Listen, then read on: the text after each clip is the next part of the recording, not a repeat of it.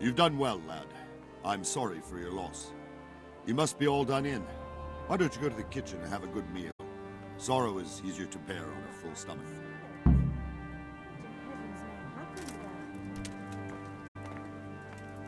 I heard about your father. They say he was a swordsmith who moved to the countryside to make horseshoes.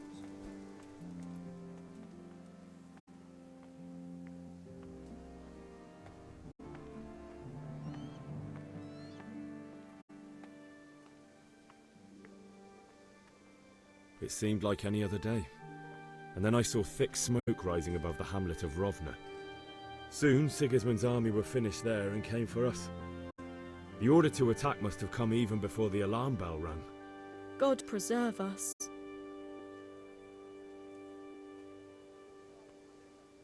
We all ran towards the castle for shelter, but they were too fast for us. They slaughtered everyone they caught and torched their houses. I barely escaped, and they murdered my parents. God bless you, boy. I'm terribly sorry for your loss.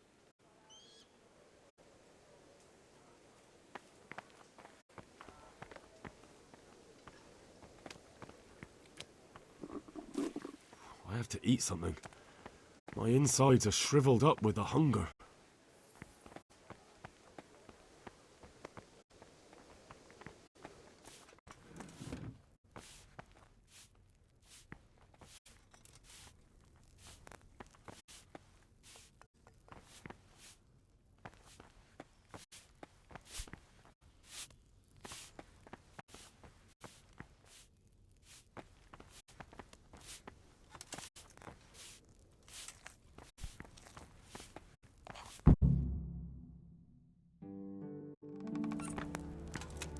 Ah, milady. You are fortunate our good lady Stephanie of Talmberg has graced us with her presence. My lady, I'm honoured. So this is our brave young man. Welcome, lad. Bozhena here will take care of you. No doubt you're tired and hungry. Indeed. How could he not be, poor soul? After everything he's been through, he must be as hungry as a bear. Aren't you, young master? Here you are, then. Eat your fill. And a little wine to wash it down. Thank you, my lady. When you're done, you can go and rest with the grooms in the Outer Bailey. No, that won't do, Sir Robard. After all he's been through, he deserves a proper bed. Let him sleep in a lodge in the courtyard. Certainly, milady. Young Henry here is overwhelmed by your generosity. Yes, thank you, my lady. May God reward you for your kindness. Eat up now. You're in capable hands, so I'll leave you to it. Good night. Good night. Good night, ma'am.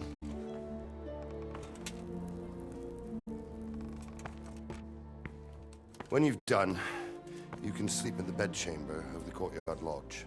And don't forget to take off those filthy boots before getting into bed.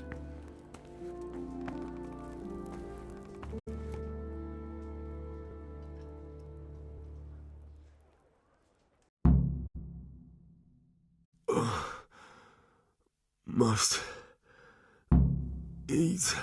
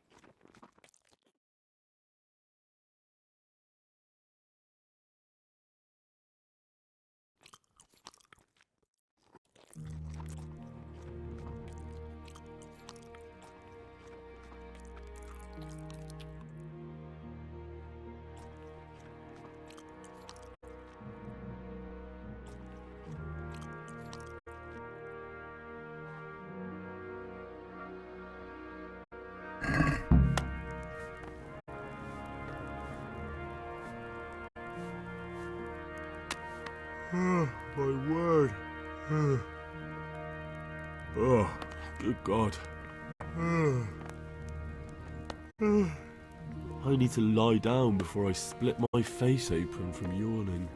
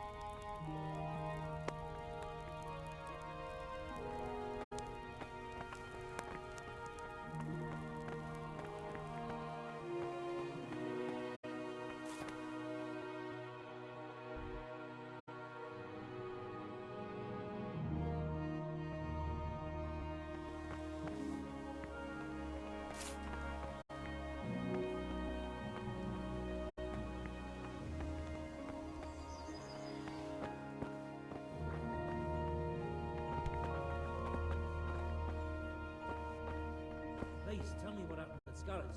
I have kin there.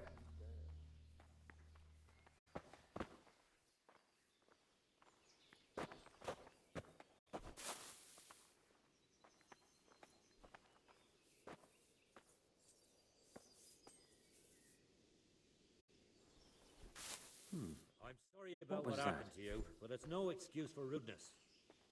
Probably some animal.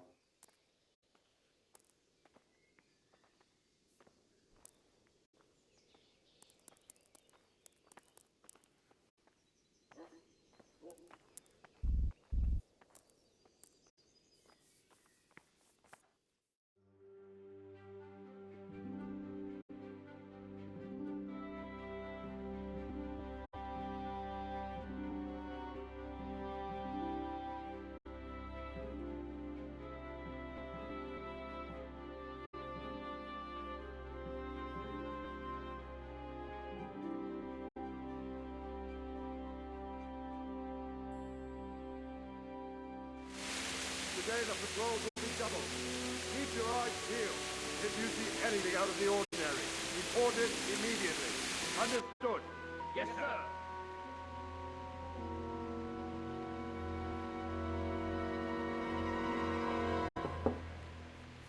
Yes?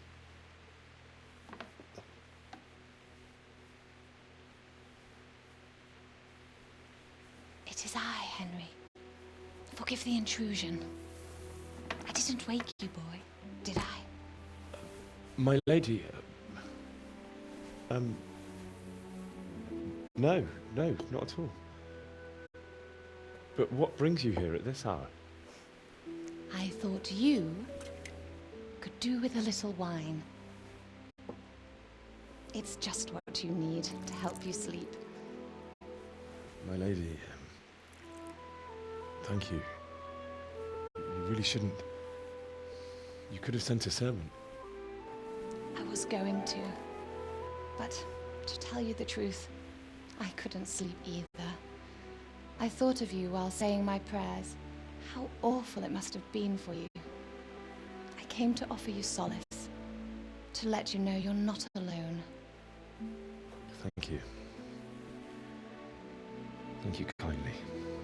You're welcome. Now, Henry, I know this is all very new and strange for you. But I want you to feel at home here.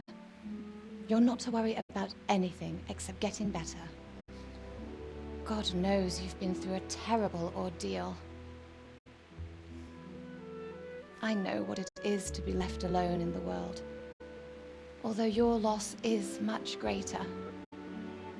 But with God's help, the pain will ease in time. And it can help to talk about it, if you feel like it.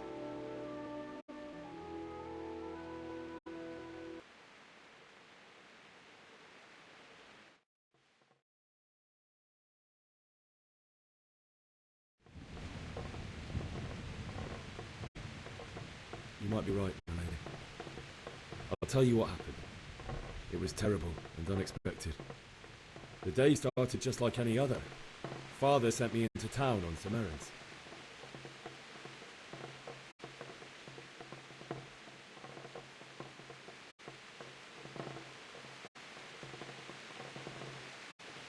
I went to the tavern to buy ale for Father. I know it's a job for a groom, but I didn't mind, because my girl Bianca worked there. I courted her a while and we agreed to meet in the evening, but our meeting was never to happen. Oh, dear boy. When I'd done all the errands, I headed back home. I promised Father I'd help him with his work, and I was looking forward to it. He was forging a sword for Sir Radzig.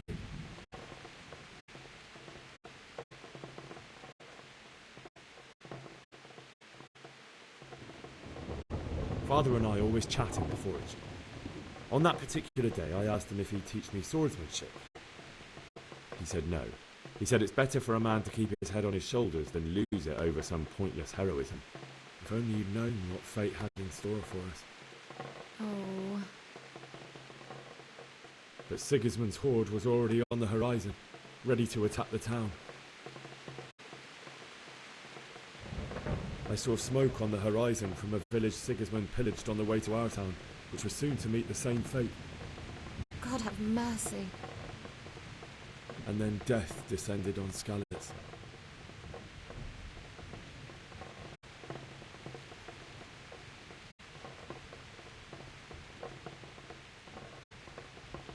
The gate to the castle was open.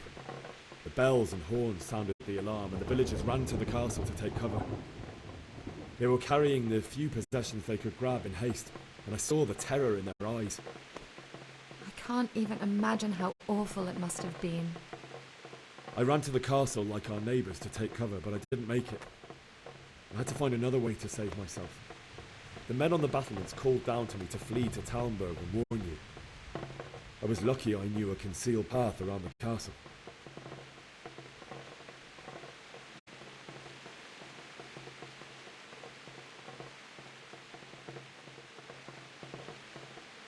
I no longer heard any sounds of battle coming from the castle, so Sigismund's army must have regrouped and started preparing for siege. No doubt you're right. Then I heard a scream. It was Teresa, the mill wench. She'd been caught by a gang of Cuman savages who planned to violate her. I had Sir Radzig's sword, and even though there were several of them and they were better armed, I had to try and save her. I wanted there to be at least one person I'd helped. And I succeeded, even though it almost cost me my life. After that, I stole a horse from them and rode off. Like a valiant knight. I'll never forget the horror. It will haunt me for the rest of my life. That's terrible. How could something like that happen? God alone knows why he lets such things happen. You poor boy. I understand your grief, but God is not to blame for the ills of this world. That is the work of Satan and those who do his bidding. Those who are corrupted by greed, envy, and pride. You must not lose faith, whatever life brings. Fate has not been merciful to me, and my husband either. Although in comparison to the horrors you went through. I was young when I married my husband. It was my father's wish. Divish was a lot older than I, but a woman must bear her lot. Shortly after our marriage, before I even got a look at Talmberg, the castle was stormed and my husband was imprisoned. Really? My husband had some quarrel with Sir Havel Medek of Valdek, who decided to resolve it by force. He stormed the castle, burned down the village of Pribyslavitz, and killed many of our men, even the old chamberlain. He imprisoned my husband in the castle and put his own garrison there. That's awful. I was barely 18 years old, and all of a sudden, I was left alone with Sir Robert. We didn't know what to do. We went to Prague to appeal to the king and sought help from Divish's friends, but all to no avail. We tried for years, but it seemed I was destined to be left alone and my husband to rot in jail in his own castle. Years, you say? 7 years. That's how long it took before Havel was condemned as an enemy of the crown. And even then, he refused to surrender the castle and release my husband. In the end, I raised the money to pay a ransom, and only then, by the grace of Lord Jesus, did I finally lay eyes on my husband once more. 7 years? And was Havel punished for it? Never. And after 7 years, my husband returned to me an infirm old man. Sir Divish seems like a good, strong man. Certainly, only he has many concerns. He had to rebuild Talmberg. After he was released, the king appointed him Burgrave of Prague Castle, and he was very busy. He had no time for me at all. But at least we were in the city, and there was something going on. And now, we're here. My lady, you're still young and beautiful. Your best years are still ahead of you. Would that that were true, lad. Would it were true. But what am I doing bothering you with this? You have troubles enough of your own. I'll go and let you sleep.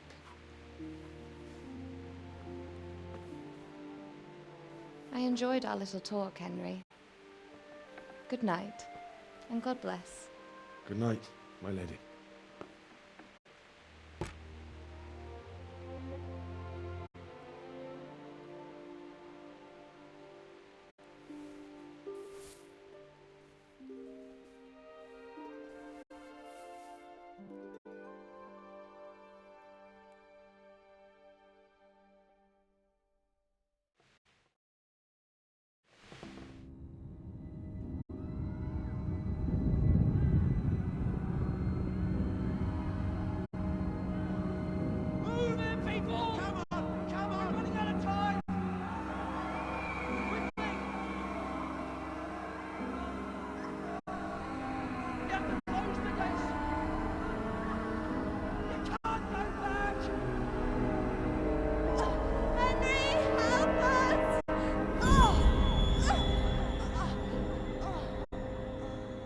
Help us, son.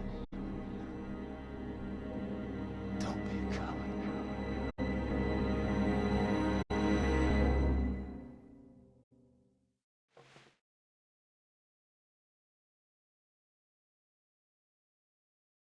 Henry, wake up. You don't want to miss this. What is it? What's happening? Come to the battlements. One of our patrols reported a company heading here from Skalitz.